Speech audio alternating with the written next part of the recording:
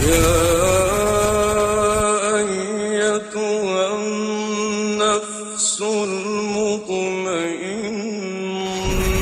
ارجعي إلى ربك راضية مرضية فادخلي في عبادي وادخلي جنتي. أعوذ بالله من الشيطان الرجيم. بسم الله الرحمن الرحيم. والصلاة والسلام على أشرف المرسلين سيدنا محمد وعلى آله وصحبه أجمعين. اللهم اجمعنا عليك ولا تكلنا إلا إليك، أرنا اللهم الحق حقا وارزقنا اتباعه، وأرنا الباطل باطلا وارزقنا اجتنابه، واجعلنا من عبادك الصالحين وجندك الغالبين وأوليائك المقربين برحمتك يا أرحم الراحمين. Donc nous continuons le commentaire de Surat al-Falaq. Et la dernière fois qu'on s'est vu, nous étions en train de commenter le deuxième verset, dans lequel Allah Azza wa Jal dit Min sharri ma khalaq. Qul a'udhu bi rabbil falaq. Min sharri ma khalaq. Nous avons expliqué ce qu'est al-falaq et les différentes interprétations que lui ont donné les savants. Et Min sharri ma khalaq aussi, on a dit un petit peu ce que les savants ont dit à ce propos-là, entre ceux qui ont considéré qu'il s'agit uniquement de shaitan, de l'influence de shaitan, et d'autres qui ont dit qu'il s'agit ici de tous les mots qu'on puisse imaginer, et ce n'est qu'après que les trois autres versets vont donner les détails, trois détails sur les mots qui peuvent toucher l'être humain. Et donc nous passons au troisième verset, dans lequel Allah Azza wa Jal dit « Wa min sharri ghasiqin idha waqab » Donc je demande protection auprès de Rabb al-Falaq, le Seigneur de al-Falaq, contre le mal de l'obscurité quand elle s'approfondit. Alors là, bien entendu, qui dit traduction dit interprétation, puisque nous allons voir que ce n'est pas seulement cet avis qui a été donné par les savants, mais c'est l'avis majoritaire que vous allez trouver dans les Corans, dans la traduction du sens du Coran. Alors la première explication qui a été donnée au mot al-ghasiq, c'est la nuit. Al-ghasiq, c'est la nuit. En effet, dans Surat al-Isra, dans le verset 78, Allah Azza wa Jal dit Aqimis salata liduluki shamsi ila ghasaqi al-layl. Donc ce mot-là, on le retrouve dans le Coran.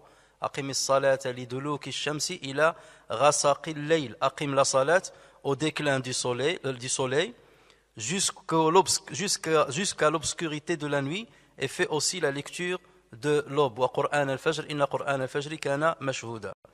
Al-Ghasiq, c'est donc l'obscurité, ou bien Al-Ghasaq. Al-Ghasaq, c'est l'obscurité, et Al-Ghasiq, c'est la nuit. Al-Ghasaq, c'est l'obscurité, et Al-Ghasiq, c'est la nuit.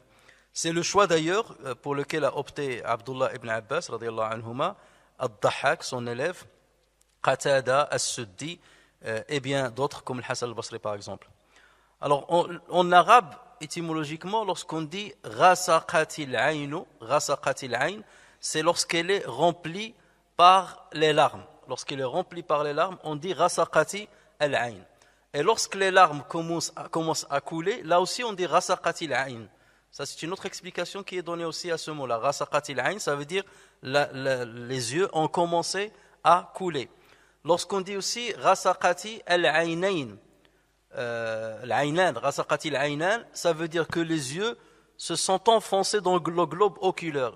Lorsque tu vois quelqu'un qui a les yeux qui sont très profonds au niveau de son crâne, donc on dit aynahu ghasiqatan. Donc ça veut dire qu'ils sont très profonds. Donc vous voyez que ce mot-là est polysémique et qui suscite plusieurs explications. Alors avec cette première explication, si on comprend que le ghasiq c'est al-layl, c'est la nuit, Allah Azza wa Jal donc demande à ce que le prophète sallallahu alayhi wa sallam demande protection auprès de lui contre le mal de la nuit lorsqu'elle arrive avec son obscurité. Et c'est ça ce que veut dire le mot waqab, ou bien le verbe waqaba. Waqaba, ça veut dire ja'a wa dakhal. Lorsqu'il vient et lorsqu'il rentre, on dit waqaba. Donc lorsque la nuit entre avec son obscurité, ou lorsque la nuit vient avec son obscurité. On dit aussi de waqaba, ça veut dire ntashara. Waqaba, ça veut dire il s'est répandu et entré dans toute chose. Donc, min sharri ghasiqin idha waqab, et contre le mal de la nuit, lorsqu'elle envahit de son obscurité toute chose. Donc là aussi, ça peut être cette signification. Chez les Arabes aussi, on dit waqabati ash-shamsu, ça veut dire que le soleil s'est couché. Waqabati ash-shams, le soleil s'est couché. Et on dit aussi waqaba al-qamar, c'est lorsque la lune s'est éclipsée. On va voir cette signification qui a été aussi donnée à ce verset. Et justement, je parle de celle-ci. Donc, la première explication, c'est al-layl. Je demande protection auprès de Dieu contre la nuit lorsqu'elle vient avec son obscurité, lorsqu'elle envahit toute chose avec son obscurité. Pourquoi? Comme on a dit la dernière fois, c'est parce que c'est dans la nuit qu'il y a le maximum de problèmes. C'est dans la nuit où on ne peut pas sauver les gens. C'est dans la nuit où la souffrance augmente pour ceux qui sont malades. C'est dans la nuit où certaines bêtes, certains animaux féroces ou venimeux peuvent attaquer les êtres humains. Ils sortent et peuvent attaquer les êtres humains. On dit aussi que l'ayl, on l'a appelé al-ghasiq parce qu'il est froid. La nuit est plus froide que le jour. Et le ghasaq, chez certains savants, ça veut dire le buruda, ça veut dire la fraîcheur. Donc le ghasiq, c'est pour cela qu'on dit que la nuit, on l'appelle ghasiq, ça veut dire la partie de la journée qui fait froid par rapport au jour. La deuxième explication qui a été donnée à al-ghasiq, c'est la lune. Les enfants, essayez de suivre, ne pas parler pendant le cours. La deuxième explication donnée à al-ghasiq, c'est la lune. Et lorsqu'on dit que idha waqab, ça veut dire lorsqu'elle s'éclipse à la fin du mois lunaire. Donc vous voyez que la lune, au 14e jour, elle est pleine. Et ensuite, elle commence à diminuer de taille. Enfin, elle ne diminue pas de taille la lune a toujours la même taille. Mais la partie éclairée de la lune commence à diminuer de taille jusqu'à ce que ça devienne comme un croissant. Et après, il disparaît. Donc là, on dit waqaba al-qamar. Ça veut dire il s'est éclipsé. On ne le voit plus. Et pourquoi dans ce cas, on demanderait, ou bien Dieu demanderait au prophète sallallahu alayhi wa sallam de demander protection auprès de lui contre la lune lorsqu'elle s'éclipse? C'est parce que ceux qui s'adonnent à la sorcellerie, à la magie, attendent cette partie du mois, lorsque le mois se termine, pour concocter justement leur pratique, ou concocter certains produits afin de nuire à leurs victimes. Donc ils attendent cette partie du mois lunaire afin d'appliquer leur magie et leur sorcellerie.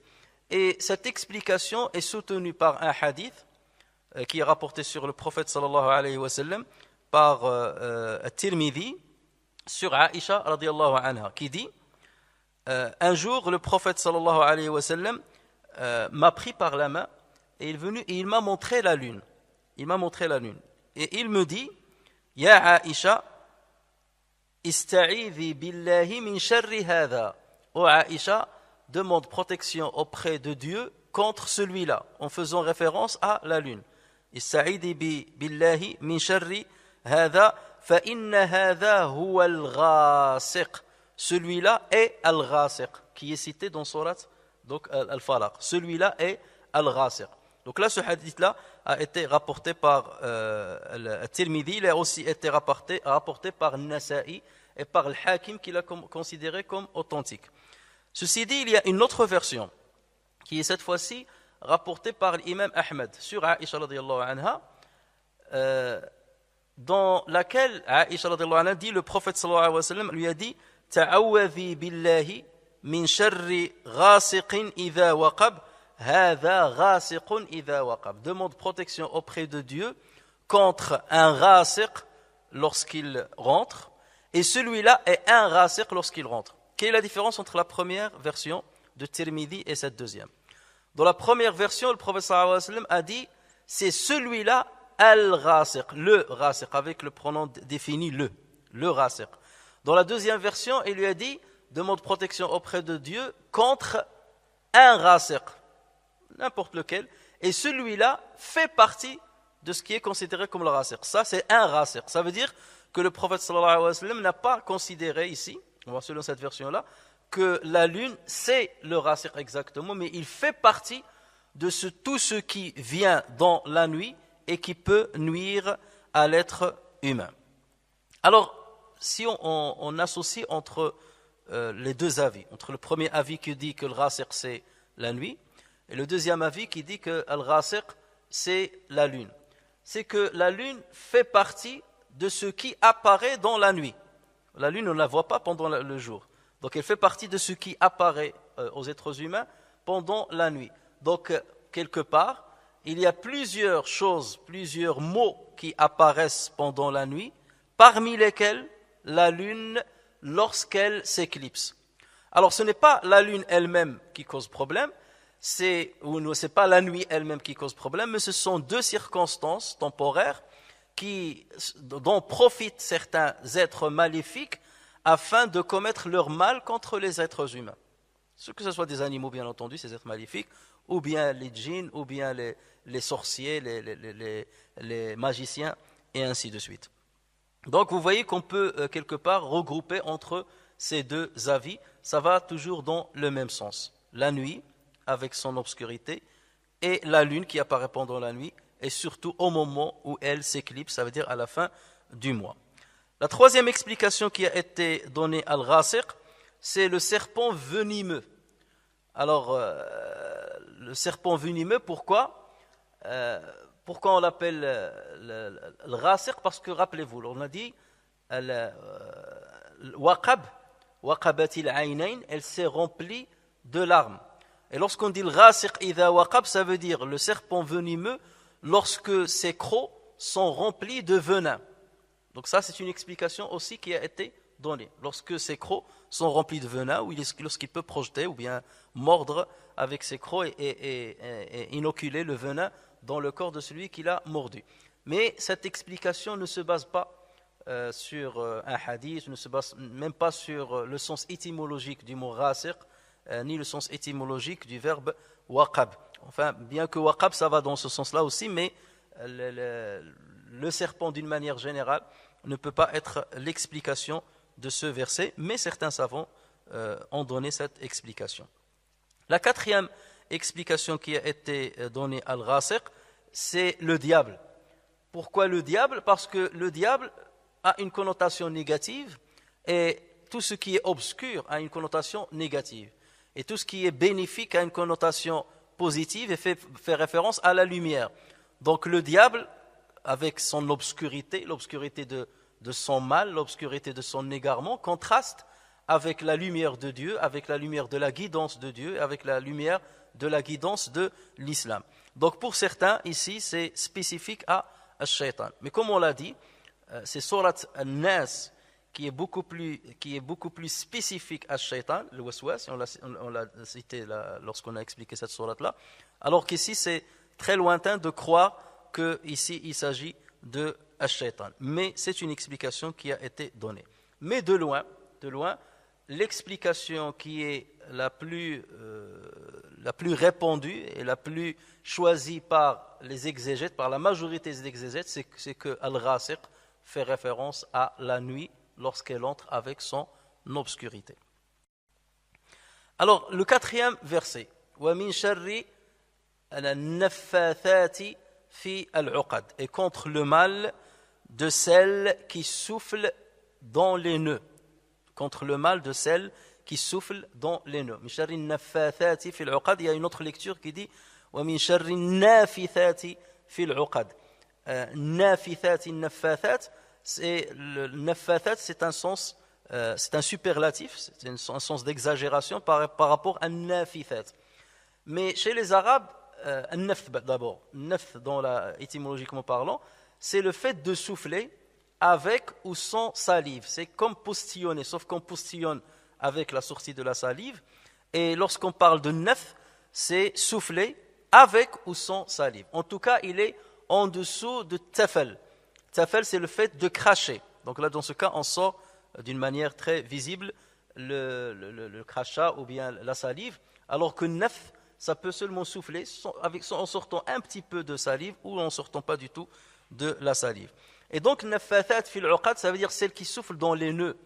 Et le uqad, ce sont les nœuds que concoctaient les magiciens et les magiciennes dans des cordes ou bien dans des fils.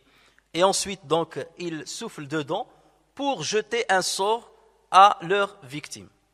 Donc Allah Azza wa Jal, selon cette explication, demande au prophète sallallahu alayhi wa sallam et demande à tous les musulmans de se réfugier auprès de lui, de lui demander protection contre la pratique des magiciens. Alors, il y a toujours cette question qui se pose, quelle est la différence entre la magie et la sorcellerie? Bon, là on est dans l'étymologie française, bien entendu, parce qu'en arabe on parle de sihr tout court.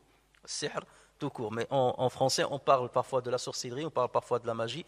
Alors certains considèrent que la sorcellerie c'est beaucoup plus des pratiques de certains, j'allais dire, débutants, alors que la magie c'est la pratique de quelqu'un qui sait ce qu'il fait, qui est un maître en la matière. Donc le magicien quelque part est beaucoup plus grave dans sa pratique que le sorcier. Certains disent l'inverse, certains disent que c'est la même chose.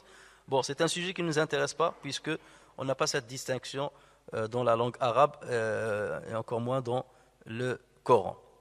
Mais d'une manière générale, ceci va nous amener à parler de sihr, puisque c'est la signification générale qu'on donne à ce verset-là, bien qu'il y a d'autres significations dont on parlera, Inch'Allah, la prochaine fois. Mais en tout état de cause, lorsque Allah Azza wa Jal nous demande, selon cette explication, de demander protection auprès de lui contre la sorcellerie, ou ceux qui accomplissent la sorcellerie, ou celles qui accomplissent la sorcellerie. Parce que certains ont dit pourquoi Allah Azza wa Jal a dit nafathat au féminin, et il n'a pas dit nafathoun fil uqad au masculin. Certains disent parce que c'était les femmes qui pratiquaient la magie à l'époque de la révélation, beaucoup plus la magie. C'était beaucoup plus les femmes qui pratiquaient la magie à l'époque de la révélation, et c'est pour cela qu'elles étaient beaucoup plus visées par le verset que les hommes. Pour d'autres, non. Ils disent que nafathat, s'il a été utilisé ici au féminin, c'est parce qu'Allah Azza wa Jal fait référence aux mauvaises âmes, l'anfus al-khabitha. Et les mauvaises âmes, l'anfus al-khabitha, c'est féminin. Donc, qu'il s'agisse d'un homme ou d'une femme, c'est toute personne qui accomplit et pratique la magie. Donc là, c'est seulement pour que vous compreniez pourquoi ça a été cité au féminin. Sihr, le mot, donc on va parler de sihr, ce qu'est la signification de sihr au niveau étymologique, ce que disent les savants sur sihr, est-ce qu'il a une réalité, est-ce qu'il n'en a pas, toutes les exagérations, les dires qu'on entend autour de ce sujet-là, et ça nous amènera forcément à parler des moyens utilisés par les magiciens pour nuire à leurs victimes. Est-ce qu'il y a la possibilité, est-ce que vraiment les djinns, les démons peuvent être assujettis par les magiciens pour nuire aux victimes au niveau physique, physiologique et psychique? Est-ce qu'ils peuvent posséder, puisqu'on parle beaucoup de sara, de la possession, ainsi de suite, est-ce qu'ils peuvent posséder l'être humain? C'est un sujet qui est très très vaste et qui suscite énormément de polémiques et de débats.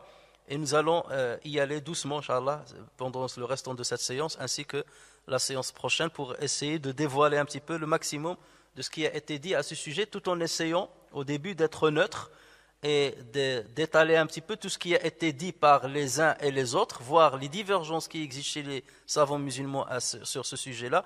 Et après, peut-être qu'on apportera un avis personnel de par une petite expérience dans ce domaine-là. Alors, as-sihr, étymologiquement parlant, signifie toute chose dont on ne maîtrise pas la cause. Ma khafiya min al-asbab, ma khafiya min al-sabab. Toute chose dont on ne comprend pas, on ne maîtrise pas la cause, comment il est venu, tout ça, on dit as-sihr. Et d'ailleurs, le prophète sallallahu alayhi wa sallam, dans un hadith rapporté par al-Bukhari, il dit inna min al-bayani la sihra. Certes, dans certaines expressions orales éloquentes, il y a de la magie. Ça veut dire quoi? Ça veut dire que lorsqu'on entend quelqu'un qui parle très bien avec une grande éloquence, on est tellement subjugué par lui, on est tellement effaré par ce qu'on entend, qu'on a l'impression d'être possédé par lui, d'être touché par une sorcellerie. Et donc le prophète sallallahu alayhi wa sallam dit cette exclamation sur la beauté de l'expression de quelqu'un qui est orateur et qui a une influence sur son auditoire, exactement comme un magicien peut avoir une influence sur sa victime. Et les Arabes aussi, ils disent cette chose est plus cachée est plus occulte que sihr. On va dire, il est caché. Donc tout ce qui est caché, incompréhensible, non saisissable, non maîtrisé, dont le sens n'est pas maîtrisé, on l'appelle sihr en arabe. Alors, est-ce que la magie existe ou pas? C'est la fameuse question. La magie, d'ailleurs, c'est une pratique qui est très ancienne. On n'a pas attendu l'islam pour entendre parler de la magie. C'est une pratique dont on entend parler depuis pratiquement que l'être humain existe. Elle est très ancienne. On la trouve dans tous les peuples, bien avant et largement avant l'islam. Donc ça, c'est quelque chose. C'est-à-dire, est-ce qu'on en parle? Oui. Est-ce que les gens en parlent? Oui. Est-ce que ça a une existence dans la culture des gens? Oui. Donc ce n'est pas spécifique à l'islam. D'ailleurs, on voit que même certaines religions, comme le christianisme par exemple, ils en ont fait un cheval de bataille, la course aux sorcières et ainsi de suite. Et parfois, dès que quelqu'un posait problème à l'église, on l'accusait d'être sorcier, et c'était justement l'accusation qu'il lui fallait, à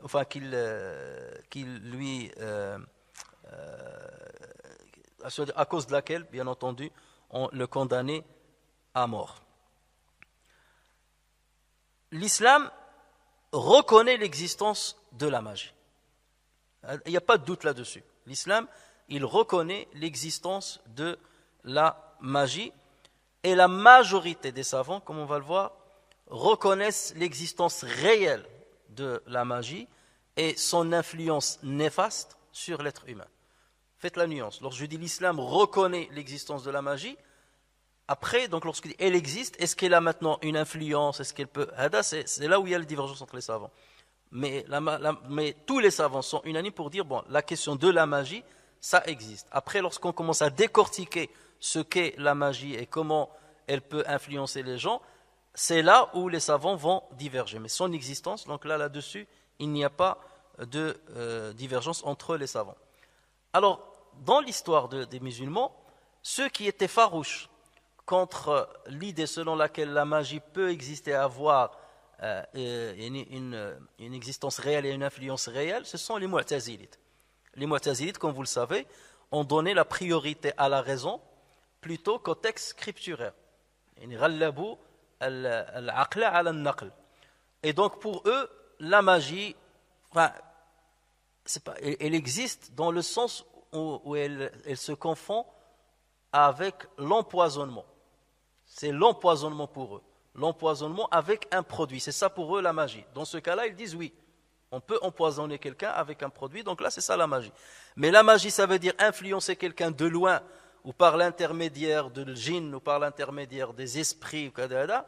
Tout ça pour eux, ça n'existe pas. Donc eux, en tant que mouvement islamique à part entière, donc lui, il a récusé la possibilité de l'existence de la magie en tant qu'influence, à part bien entendu ce qui relève de l'empoisonnement.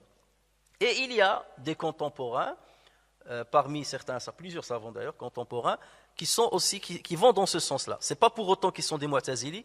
Ça, je vous le dis, pourquoi? Parce que c'est un débat et une polémique qui éclate entre les uns et les autres. Et donc forcément, ceux qui disent que la magie a une réalité, elle existe et tout ça, donc ils accusent les autres d'être Mu'tazilites.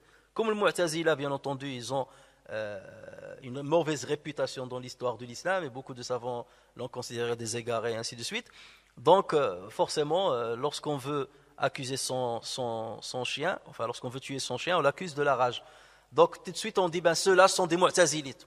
Non, il y a des savants qui peuvent avoir une idée qui va dans le même sens que l'idée de Mu'tazila, sans pour autant partager avec le Mu'tazila toute leur idéologie. Le Mu'tazila, ils ont une grande idéologie qui se résume en 5 grands points, mais ces savants-là, je parle de ces contemporains qui sont contre l'idée que la magie ait une existence réelle, ne sont pas d'accord avec le Mu'tazila sur les 5 principes, grands principes de Mu'tazila. Mais sur ce point-là, ils s'accordent avec eux sur ce point-là.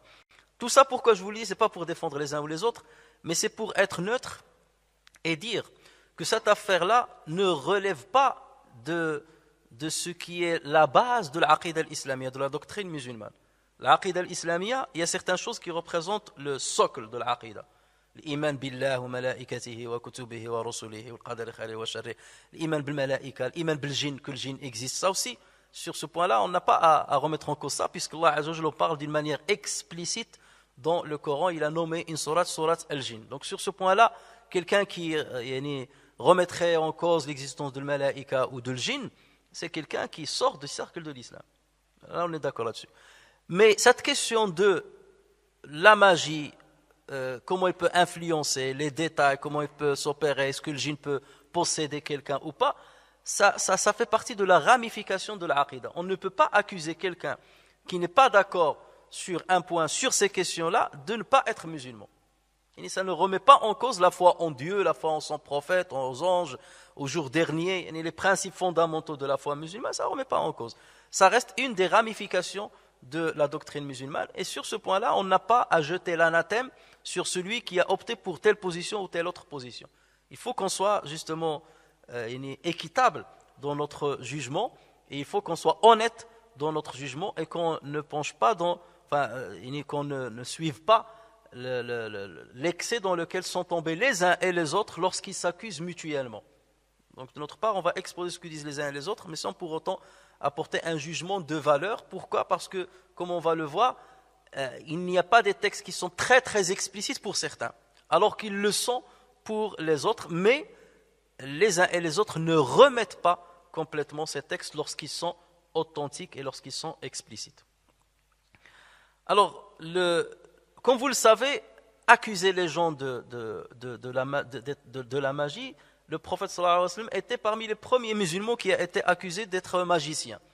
Et ce n'est pas le seul. Tous les prophètes ont été accusés d'être magiciens.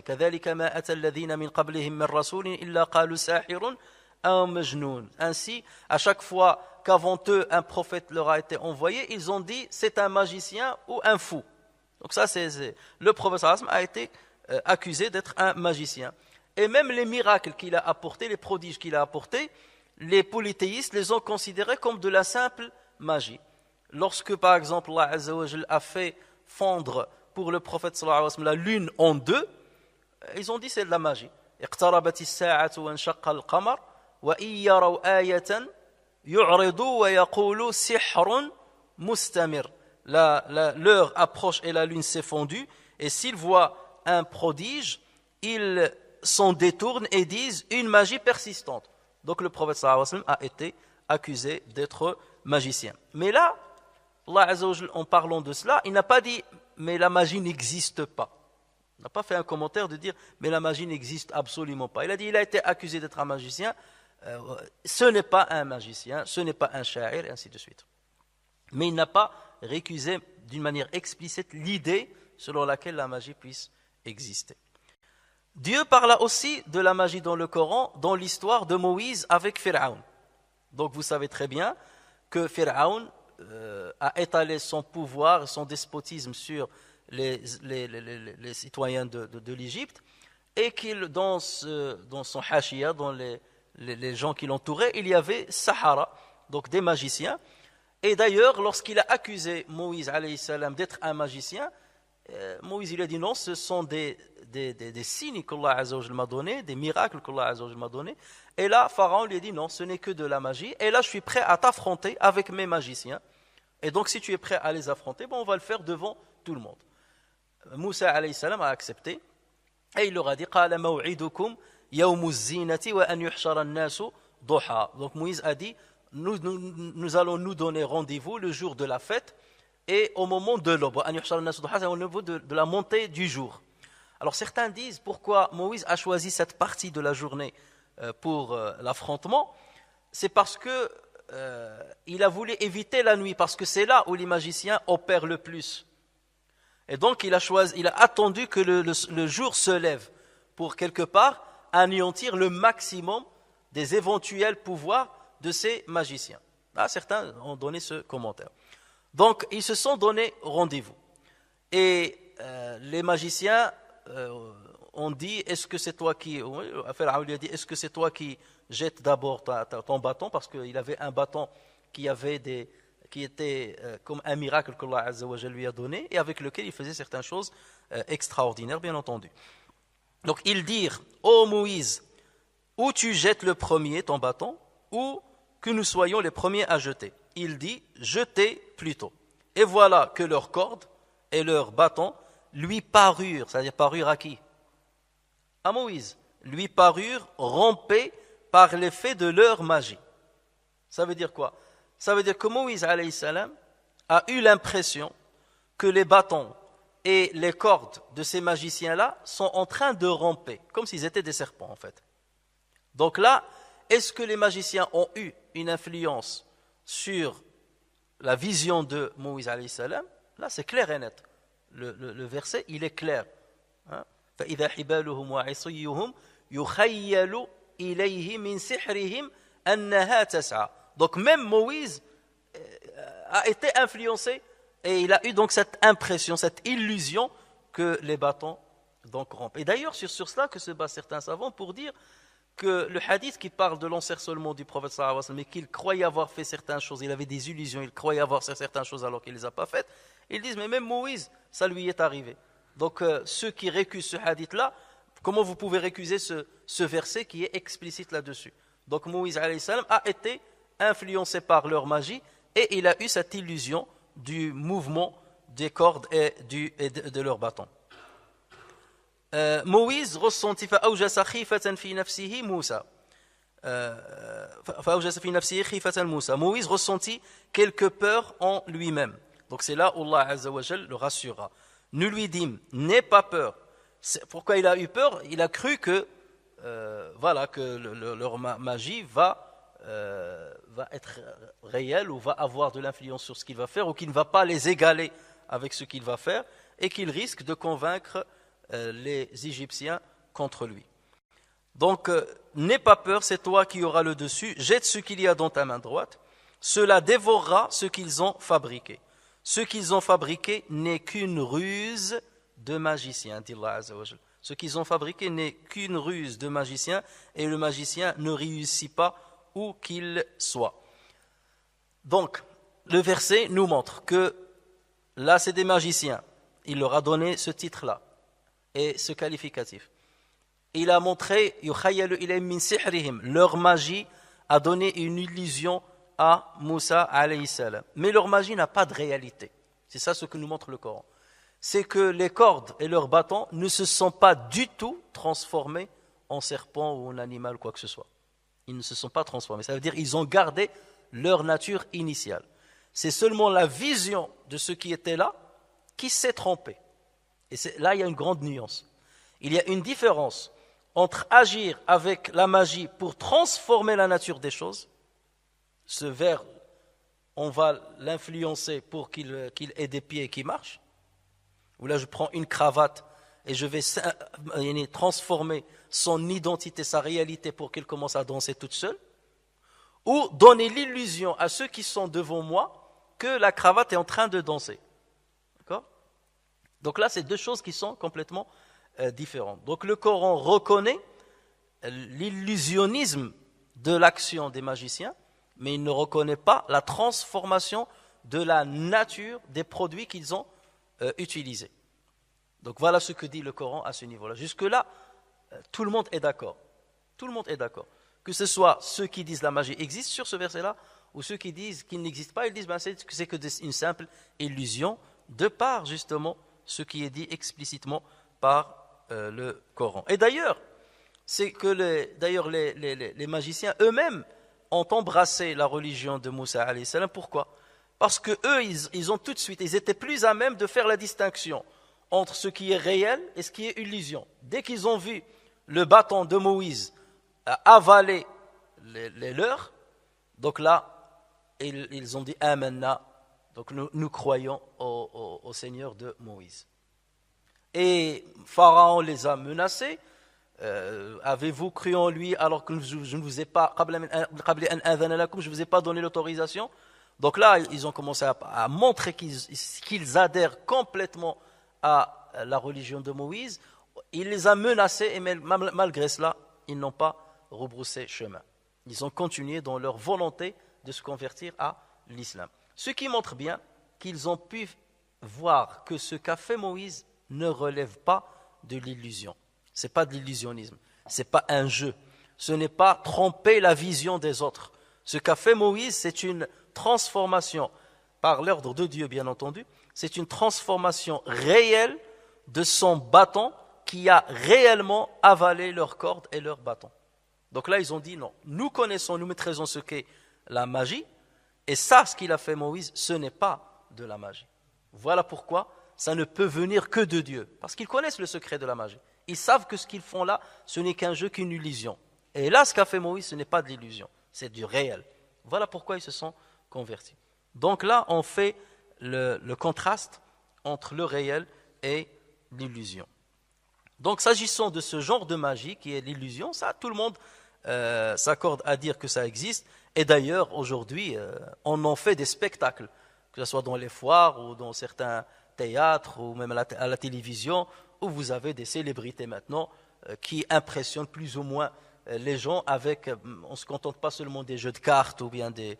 Donc maintenant, ça s'est répandu sur beaucoup de choses, où parfois on reste ébahi devant ce que nous voyons, mais tout le monde et tous les spectateurs savent pertinemment qu'il n'y a pas un ensorcellement de l'esprit, c'est que c'est un jeu de rapidité, c'est un jeu de préparation du matériel.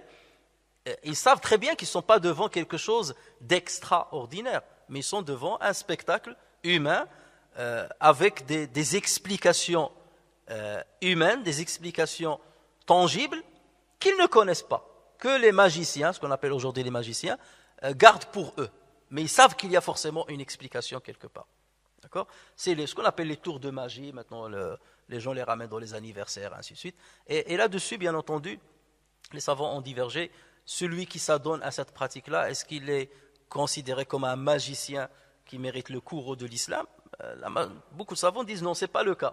Lorsqu'il le fait dans le sens de distraction et qu'il ne laisse pas entendre aux gens qu'il est en train de faire quelque chose d'irréel ou de transformer la nature des choses et que c'est seulement un jeu de rapidité ou de détournement de l'attention des spectateurs, là le problème ne se pose pas. Combien de profs maintenant dans l'école, plein d'élèves sont en train de tricher, de voir, oui il voit rien, ouais, il est devant. Alors, je me rappelle, on avait un prof qui venait nous surveiller pendant l'examen avec des lunettes noires. Pour qu'on ne voit pas ses yeux où est-ce qu'ils vont. Tout le monde va avoir peur. Ou tout le monde trichait, ou tout le monde avait une qul ou kada. Ouais, il est comme ça, que la personne ne va passer. Mais les gens, ils arrivaient toujours à faire d'une manière ou d'une autre un jeu de rapidité pour que le prof ne voit absolument rien. Ça ne veut pas dire que je faisais partie des tricheurs. Attention. Hein. Alhamdulillah. Alors, maintenant, ce qui pose problème, et ce qui est le sujet à divergence, c'est est-ce que la magie noire existe, ce qu'on appelle la magie noire. Donc, la magie, dans le sens de la distraction, le jeu de rapidité, tout ça, tout le monde s'accorde à dire que ce n'est pas ça la vraie magie, ça c'est un jeu et tout ça, c'est un savoir-faire de rapidité avec l'entraînement et tout ça. Là, on ne parle pas de ça. Sur ça, il n'y a pas de divergence dans le savant, il n'y a pas de problème. Et beaucoup disent que celui qui fait ça, dès lors qu'il ne l'utilise pas d'une manière mal, il n'y a pas de problème puisque ceux qui sont devant lui savent très bien que c'est un jeu de distraction. Et maintenant, lorsqu'il s'agit de la magie noire, c'est sur ce type de magie qu'il y a divergence entre les savants. Bien entendu, comme j'ai dit, la majorité écrasante des savants dit que ça existe, qu'on peut influencer par la magie des personnes, qu'on peut nuire sur la physiologie de certaines personnes, sur la psychologie de certaines personnes, qu'on peut, comme on va le voir, séparer entre un homme et sa femme, qu'on peut quelque part donner un coup fatal à la vie de l'être humain et transformer la joie d'un homme ou d'un être humain ou d'un couple ou d'une famille en un grand malheur, un profond malheur. Donc la majorité dit ça et d'autres disent que non, ça n'existe pas. Ça n'existe pas. Ceux qui disent que ça existe, donc comment ils argumentent leur avis? Déjà, ils disent, le prophète sallallahu alayhi wa sallam nous a montré que parmi les péchés capitaux en islam, il y a la magie. Lorsque le prophète sallallahu alayhi wa sallam a dit « Ijtanibu as-sab'a al-mubiqat », c'est un hadith rapporté par le Bukhari, éviter les péchés le mubiqat, ça veut dire celles qui noient la personne dans l'enfer, qui enfoncent la personne dans l'enfer. Donc lorsque le prophète, on lui a dit, Ya Rasulallah, quels sont ces péchés-là? Donc le prophète sallallahu alayhi wa sallam a dit l'associationnisme, al-shirku billah, et tout de suite après il a dit was-sihr, et la magie. Donc les savants disent, si le prophète sallallahu alayhi wa sallam a cité la magie ici, c'est qu'il a une réalité. Si la magie n'avait pas d'impact négatif, n'avait pas d'influence, pourquoi il serait considéré comme un grand péché? Voilà. Ça aurait pu être considéré comme un péché parce que on détourne les gens de Dieu, ou là on leur rentre l'ousouas. Mais là, si le prophète sallallahu alayhi wa sallam le considère comme un péché capital, c'est bel et bien parce qu'il a une vraie existence et qu'il a une influence néfaste sur les êtres humains. C'est pour cela qu'il a été mis à ce degré, parmi les grands péchés, à ce degré de gravité. Et d'autant plus qu'en islam, un magicien, lorsque on prouve qu'il pratique cette magie noire, il est condamné à mort, à l'instar des autres religions. Donc si on arrive à appliquer ce genre de sentence et de sanctions à des personnes comme ça, c'est qu'ils ont vraiment une nuisance réelle. Si c'était une nuisance supposée, l'islam ne les condamnerait pas avec autant de sévérité. Donc voilà un petit peu ce qu'avancent ceux qui sont pour cet avis. La deuxième preuve, c'est que, disent-ils, c'est que le prophète sallallahu alayhi wa sallam lui-même a été touché par la sorcellerie. Et là, on s'est étalé sur ce sujet-là lorsqu'on a commenté surat An-Nas. Le hadith a été rapporté par le Bukhari. Alors, ceux qui ne sont pas d'accord avec eux, ils disent, même si le hadith est rapporté par le Bukhari, ce n'est pas un hadith authentique. Pourquoi? Parce qu'on a parlé de ça. Parce qu'un prophète, c'est inimaginable qu'il soit touché par la sorcellerie, et ainsi de suite. Donc, je ne vais pas ressasser ce que j'ai dit déjà les dernières fois. Mais toujours est-il que ça reste une des preuves qu'avancent ceux qui sont pour l'existence réelle de la sorcellerie. C'est que le hadith-là est authentique et le prophète sallallahu alayhi wa sallam y a été touché. Et Allah Azza wa Jalla lui a révélé ou lui a rappelé ces deux sourates, Qul a'udhu bi rabbil falaq et Qul a'udhu bi rabbin nas, afin qu'il les récite pour défaire cette sorcellerie. Le prophète sallallahu alayhi wa sallam les a récités et après avoir récupéré les produits que l'Abid ibn al-A'sam a utilisés, le prophète sallallahu alayhi wa sallam a dénoué les nœuds tout en lisant surat al-falaq et surat al-nas, et après il est devenu tout à fait normal. La troisième preuve, c'est qu'en parlant de Sulayman alayhi salam, Allah Azza wa Jal dit dans le Coran, dans surat al-Baqarah, ce qu'on a lu pendant la salat Aïcha, وَاتَّبَعُوا مَا تَتْلُو الشَّيَاطِينُ عَلَى مُلْكِ سُلَيْمَانَ وَمَا كَفَرَ سُلَيْمَانَ وَلَكِنَّ الشَّيَاطِينَ كَفَرُوا. Ils suivirent ce que les diables racontent contre le règne de Salomon, alors que Salomon n'a jamais été mécréant, mais bien les diables. يُعَلِّمُونَ النَّاسَ السِّحْرَ وَمَا أُنزِلَ عَلَى الْمَلَكَيْنِ بِبَابِلَ هَارُوتَ وَمَارُوتَ وَمَا يُعَلِّمَانِ مِنْ أَحَدٍ حَتَّى يَقُولَا إِنَّمَا نَحْنُ فِتْنَةٌ فَلَا تَكْفُرْ فَيَتَعَلَّمُونَ مِنْهُمَا مَا يُفَرِّقُونَ بِهِ بَيْنَ الْمَرْءِ وَزَوْجِهِ وَمَا هُمْ بِضَارِّينَ بِهِ مِنْ أَحَدٍ إِلَّا بِإِذْنِ اللَّهِ وَيَتَعَلَّمُونَ مَا يَضُرُّهُمْ وَلَا يَنْفَعُهُمْ وَلَقَدْ عَلِمُوا لَمَنِ اشْتَرَاهُ مَا لَهُ فِي الْآخِرَةِ مِنْ خَلَاقٍ. Donc, alors que Salomon n'a jamais été mécréant, mais bien les diables, ils enseignent, ça veut dire ces diables-là, ils enseignent aux gens la magie, ainsi que ce qui est descendu aux deux anges, Harut et Marut, à Babylone, mais ceux-ci, c'est-à-dire ces deux anges, n'enseignaient rien à personne qu'il n'ait dit d'abord, nous ne sommes rien qu'une tentation, ne sois pas mécréant, ils apprennent auprès d'eux ce qui sème la désunion entre l'homme et son épouse. Que veut dire ce verset? Là aussi, les savants, vous pouvez l'imaginer, ont divergé sur sa signification. Ceux qui ne sont pas d'accord avec l'effet de la magie, ils ont donné toute une autre explication à ce verset-là. Ils disent que shayatin, ici, ce ne sont pas les démons des djinns, ce sont les démons humains, shayatin al-ins, et non pas shayatin al-jinn. Et on a parlé aussi, on a déjà dit que shayatin, ça se dit aussi des humains. Donc pour eux, ce sont les démons de l'ins parmi Banu Israël qui ont accusé Sulayman d'être un magicien. Et là, Allah Azza wa Jalla leur a dit, mais Sulayman n'est pas un magicien.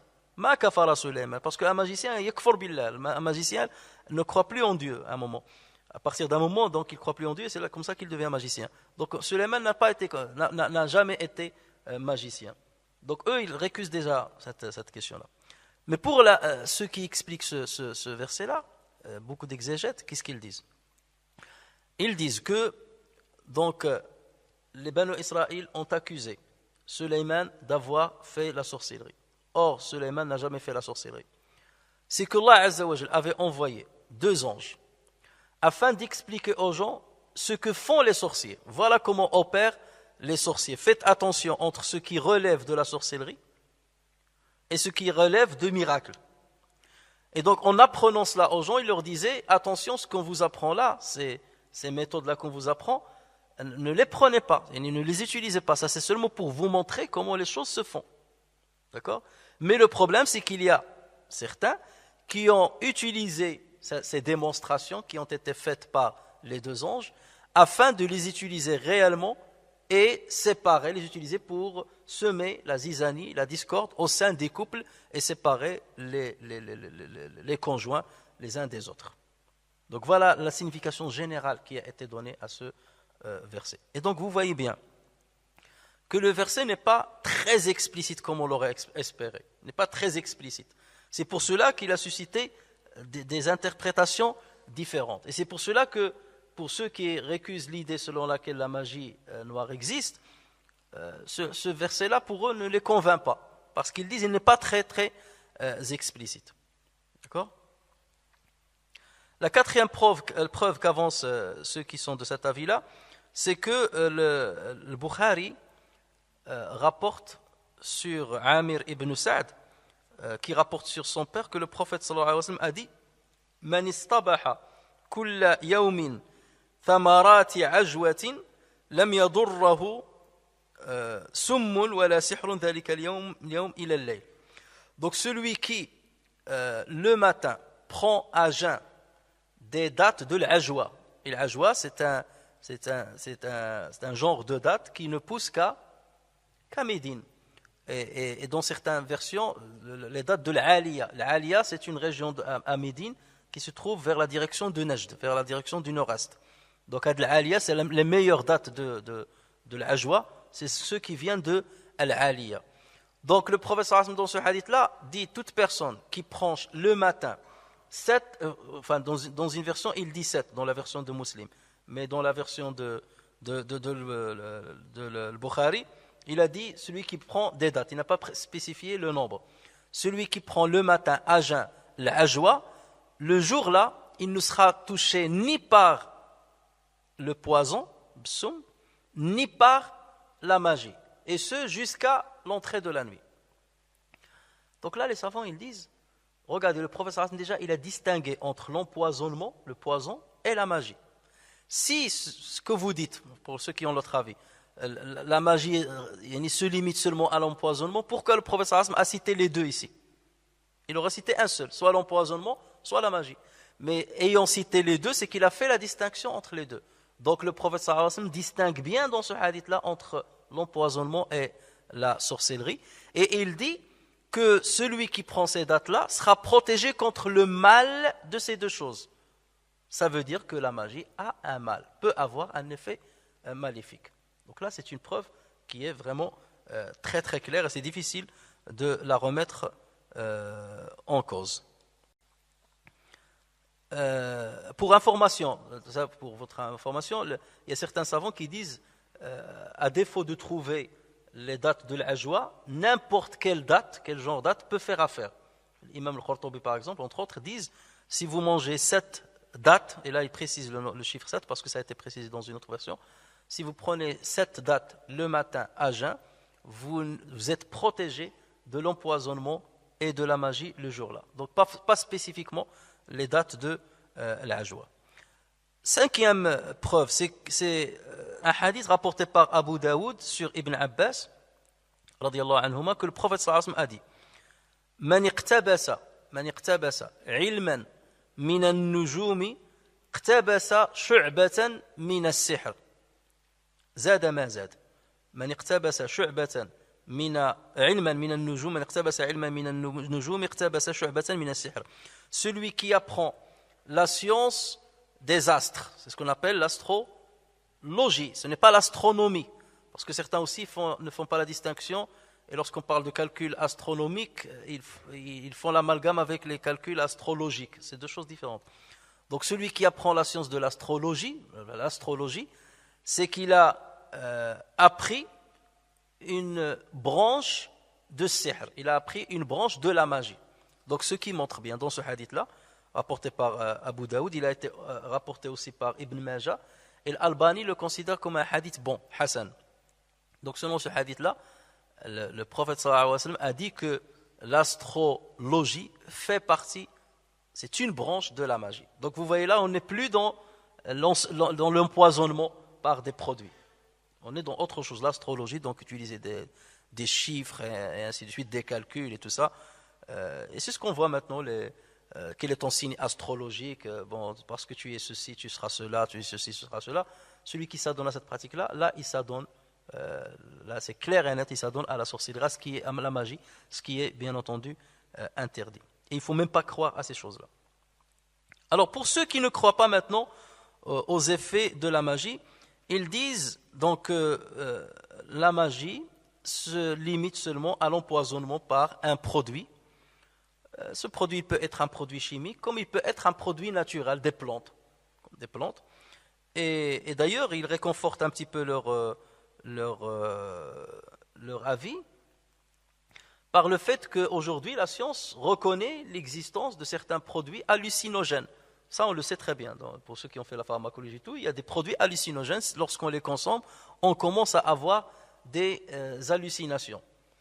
Et il y a même des drogues maintenant. Combien de personnes qui s'adonnent à la consommation de drogues dures, ou même des drogues simples, ce qui est considéré simple, mais pas pour moi, drogues dures et simples, commencent parfois à devenir pas très nettes dans leur tête.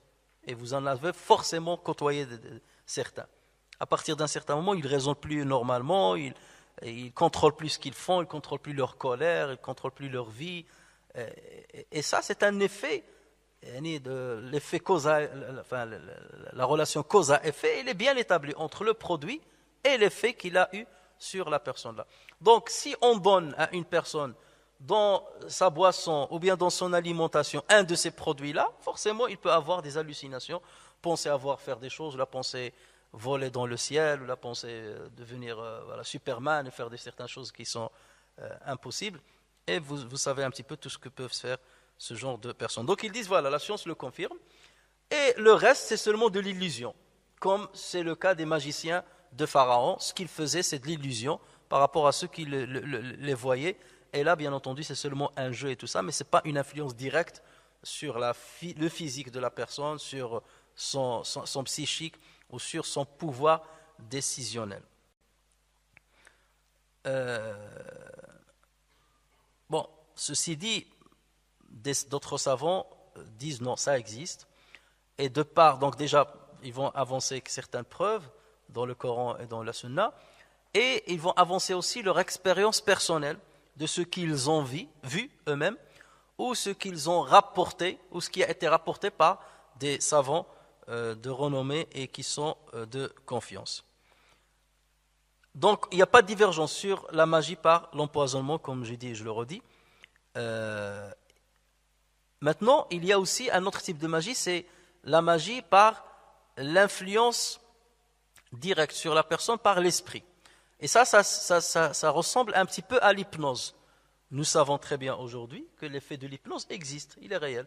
Une personne peut bien venir devant toi, si tu as une prédisposition à être hypnotisé, donc rien qu'en te regardant, en te parlant d'une certaine manière, en te faisant une certaine fixation, donc il peut justement t'influencer et que tu peux faire certaines choses que tu ne veux pas faire ou que tu n'as pas l'habitude de faire.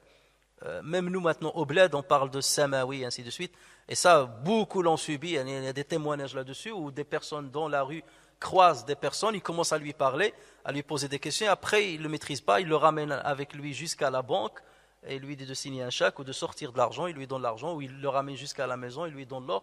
Et moi j'en connais personnellement des personnes de ma famille qui ont subi cela et qui ont donné de leur or ou leur argent à des gens de ce genre-là. Donc, est-ce que ça existe? Ça existe, l'expérience le montre, que quelqu'un peut t'influencer comme ça.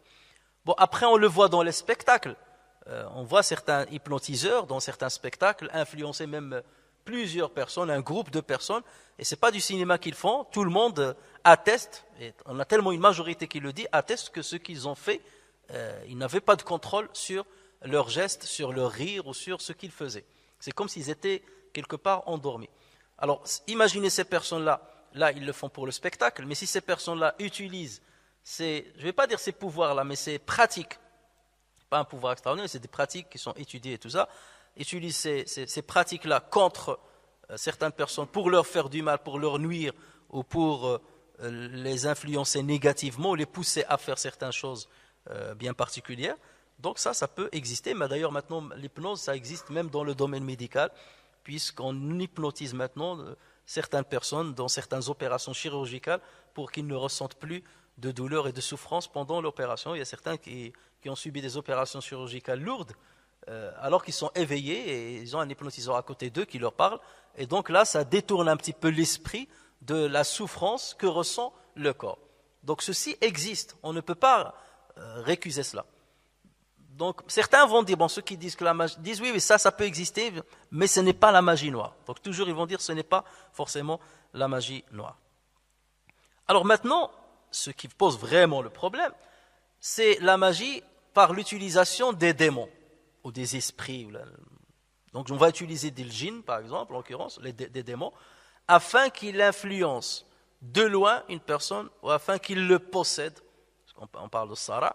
Alors c'est ça qui va maintenant poser la question. Alors sur ce point-là, certains s'accordent à dire que ça existe, d'autres disent que ça n'existe pas, ou c'est pas possible. Alors pour ceux qui disent que c'est pas possible, qu'on puisse influencer quelqu'un en asservissant le djinn afin qu'il influence quelqu'un de loin, ils disent d'abord, Allah Azza wa Jal, première preuve, ils disent Allah Azza wa Jal a créé l'être humain et il l'a favorisé par rapport à beaucoup, il l'a honorifié et il l'a privilégié par rapport à beaucoup de créatures.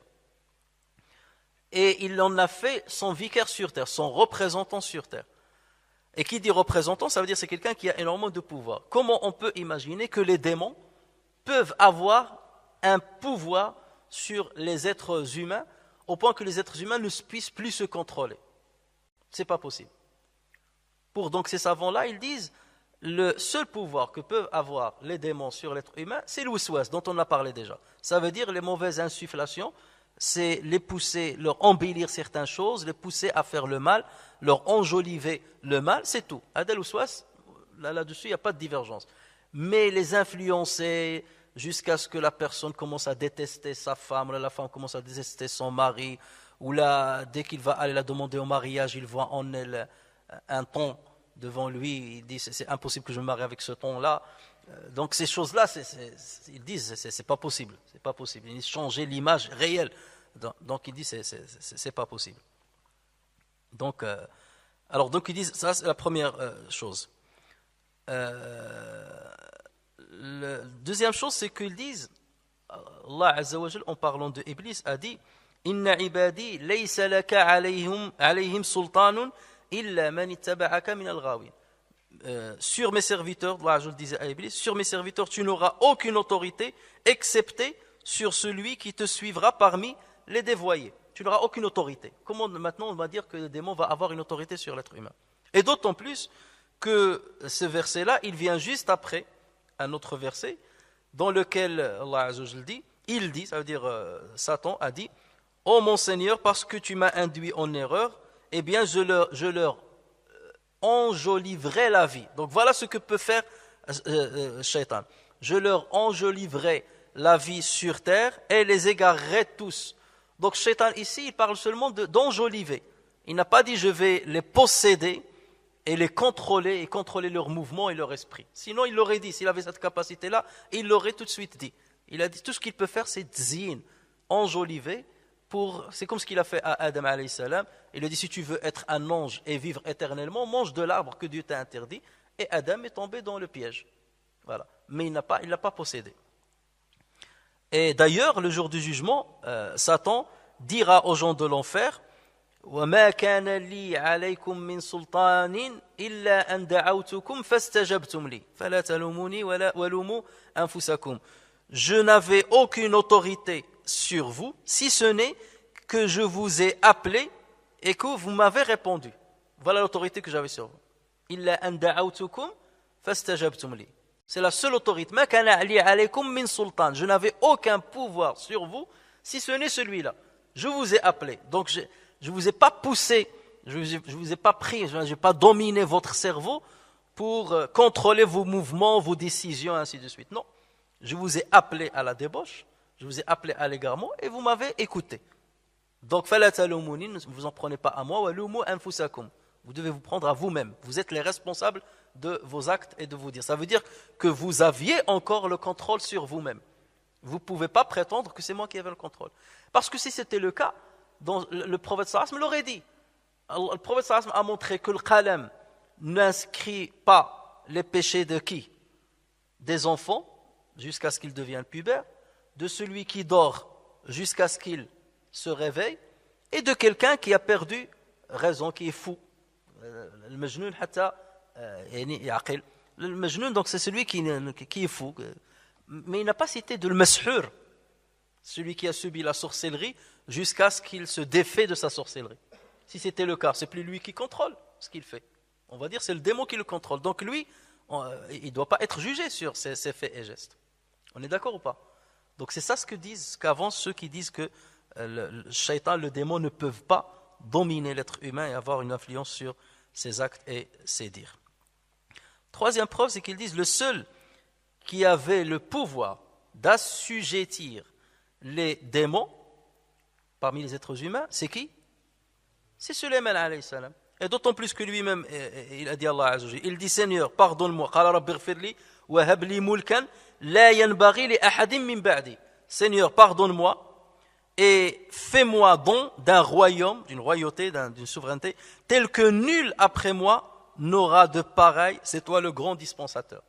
Il dit, donne-moi un pouvoir que tu ne donnes à aucune autre personne. Donc le seul qui avait ce pouvoir de dominer et d'assujettir les démons, c'est Sulayman alayhi السلام. Allah Azza wa Jal d'ailleurs a dit فَسَخَّرْنَا لَهُ الرِّيحَ تَجْرِي بِأَمْرِهِ رُخَاءً حَيْثُ أَصَابَ وَالشَّيَاطِينَ كُلَّ بَنَّاءٍ وَغَوَّاصٍ وَآخَرِينَ مُقَرَّنِينَ فِي الْأَصْفَادِ. Donc nous lui assujettîmes alors le vent qui par son ordre soufflait modérément partout où il voulait.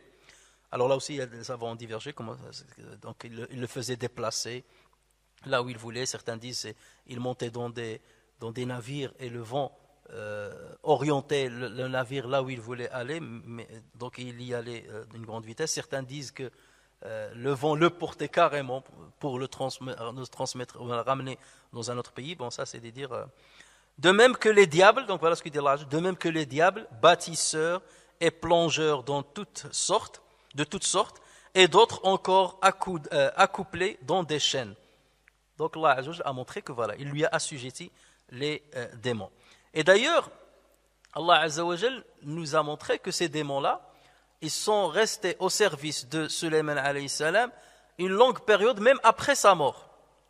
Ils ne se rendaient pas compte qu'il était mort. Sulayman alayhi salam, il s'appuyait sur un bâton et il se positionnait devant la fenêtre de sa demeure pour contrôler et surveiller tous ceux qui travaillent pour lui, les djinns et tout ça. Donc il les contrôlait de loin. Et Sulayman est mort dans cette position, en étant appuyé sur son bâton, sur sa canne. Et il est mort. Et il est resté comme ça. Et comme les prophètes, leur corps n'est pas rongé par la terre, il n'est pas rongé après, leur corps reste intact, même après la mort. Donc les djinns, pendant ce temps-là, ils le voyaient devant sa fenêtre. Tout le temps, ils le voyaient devant sa fenêtre. Dès qu'ils le voyaient, il nous surveille. Donc ils travaillaient. Ils sont restés longtemps dans ce supplice de l'esclavagisme, si on ose dire, jusqu'à ce que des termites soient venus pour ronger la canne de Sulayman alayhi salam. Ça veut dire que ça a demandé des mois et des mois, voire des années. Ils ont rongé la canne de Sulayman sur laquelle il s'appuyait, donc son corps était stabilisé par l'appui sur cette canne, et lorsque les termites ont rongé cette canne-là, la canne s'est cassée, sous le poids de Salomon, c'est là où il est tombé. Et là, lorsqu'ils ne l'ont pas vu, où est Sulayman, on ne l'a pas vu hier, on ne l'a pas vu aujourd'hui, on ne l'a pas vu demain, ainsi de suite, on ne l'a pas vu pendant plusieurs jours, ils sont allés s'enquérir de ce qui lui est arrivé, et là, ils ont trouvé qu'il est mort. Et c'est là où ils se sont rendus compte qu'il était mort depuis longtemps, puisque la canne était mangée par les termites, rongée par les termites. Et Allah Azza wa Jalla, justement, relate cette histoire en disant فلما قضينا عليه الموت ما دلهم على موته إلا دابة الأرض تأكل من سأته. Puis quand nous décidâmes sa mort, il n'y eut pour les avertir de sa mort que la bête de terre. Alors la bête de terre ici fait référence aux termites.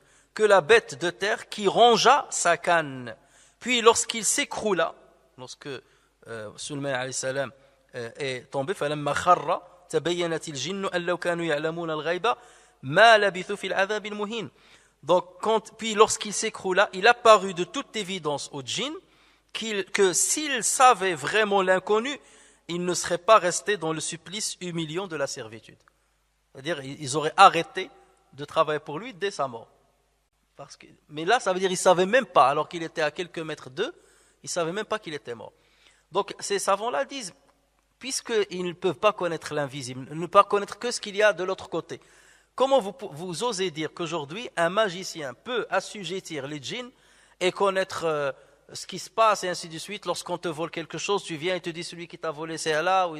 Il y a même sur certaines affaires d'État, il y a la mort de Kennedy et ainsi de suite, où on a consulté des devins et des magiciens, soi-disant pour qu'ils disent ce qui s'est passé réellement. Et même des politiques vont voir des devins et ainsi de suite, alors que Allah Azza wa Jal explicitement dit ici que les djinns n'ont pas ce pouvoir-là et cette capacité de connaître l'invisible, sinon ils ne seraient pas tombés dans l'humiliation de la servitude devant Suleyman alayhi assalam. Alors en résumé, pour terminer, parce que c'est assez long, ces savants donc disent que la magie par l'empoisonnement, ça peut exister. La magie par l'hypnose, donc ça peut exister. La magie aussi par l'iha, c'est par l'effet placebo négatif. Vous avez certaines personnes, dès que tu commences à lui dire mais tu as mal, qu'est-ce que tu as, les yeux ils sont jaunes, tout de suite il commence à avoir mal. Ça on le sait aussi dans le côté positif, et ça c'est scientifiquement déterminé. L'effet de blouse blanche on l'appelle. Dès que tu vois le médecin, tu n'as plus mal. L'effet de blouse blanche, tu vois là sa blouse blanche, ça y est, tu n'as plus mal. Parfois on a fait des expériences où on donnait une simple poudre de lait à des malades, et jusqu'à 30% de guérissaient rien que sous l'effet de ce faux médicament. Tout ça parce que ça se passe dans le psychique. Donc ceux qui disent que l'effet de la magie noire n'existe pas, ils disent qu'il y a une sorte de magie, par l'empoisonnement, par l'hypnose, par le fait d'insister à la personne, et beaucoup d'ailleurs, et je le dirai la prochaine fois, beaucoup de personnes, et surtout parmi les femmes, pensent que tous les maux qu'ils vivent, tous les problèmes qu'ils ont dans leur vie, ça vient toujours de sihr. J'ai pas de travail, c'est sihr. Personne ne veut se marier avec moi, c'est sihr. Je fais un entretien alors que je n'ai pas préparé mon entretien, c'est sihr. J'ai eu 0 sur 20, c'est sihr. Je suis moche, c'est sihr. Je boite, c'est sihr. J'ai fait un accident, c'est sihr. Alors que les djinns sont innocents. Et parfois on accuse à tort, certains djinns, on les accuse à tort, alors qu'ils ne sont pas responsables de tout ce qui nous arrive. Donc c'est une manière un petit peu de se soustraire à notre responsabilité parfois, et au fait de s'engager dans le domaine de causalité pour réussir certains aspects de notre vie. Et on verra donc, Inch'Allah, la prochaine fois, là j'ai étalé l'avis de ceux qui sont contre. On verra, Inch'Allah, la prochaine fois, l'avis de ceux qui sont pour dire que ça existe et sur quoi ils se sont basés. Et on donnera un petit peu un avis personnel de par notre expérience, Inch'Allah, dans ce domaine. نفعني الله وإياكم بالقرآن الكريم وبحديث سيد الأولين والآخرين وغفر الله لي ولكم ولسائر المسلمين سبحانك اللهم وبحمدك نشهد أن لا إله إلا أنت نستغفرك ونتوب إليك سبحان ربك رب العزة عما يصفون سلام على المرسلين والحمد لله رب العالمين.